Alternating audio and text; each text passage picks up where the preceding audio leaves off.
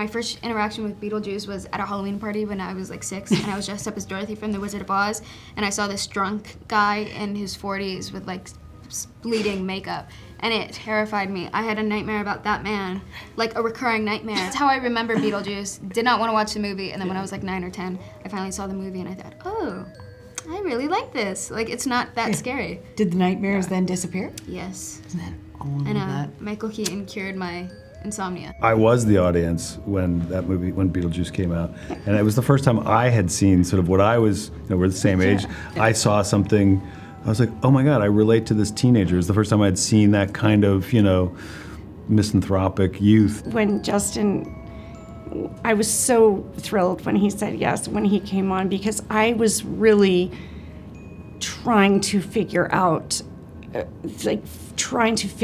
where Lydia was. Like, I never pictured her in a relationship. It really helped inform where she was in her life. My mom was a single mom, and I was kind of referencing a few of her boyfriends that she would bring around they're always a little too hey, come on, what's up, dude? Give me a hug. That's what made me laugh. It was just kind of people who are codependent and kind of trying to ingratiate themselves into a family that doesn't really want them. Something that I think is really incredible about this family of women is that they're all so self-assured and so opinionated and sure of who they are that it's very clear that Astrid has a different path set for herself, or she knows where she wants to go, and it's nowhere near where Delia or Lydia ever went. I think Delia's definitely grown and softened, but the one thing that's never changed is her just belief in her own artistic talent that no one else seems to recognize. I have a wonderful big gallery show in this movie, and I'm sure my husband paid for it.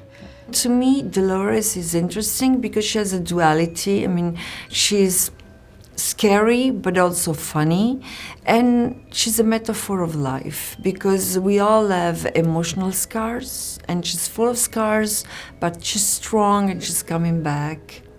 I think because everyone is so in their own head and so insecure and so dealing with themselves that it's hard to recognize that other people are feeling that same way. Or I think also for young people now, and why this movie is especially good is because I think social media kind of adds a whole nother layer to that. All of us, leave an event or some social interaction and go, oh man, what was I thinking? I sounded so stupid, So I think there's, people just want to feel seen, and I think that's really hard.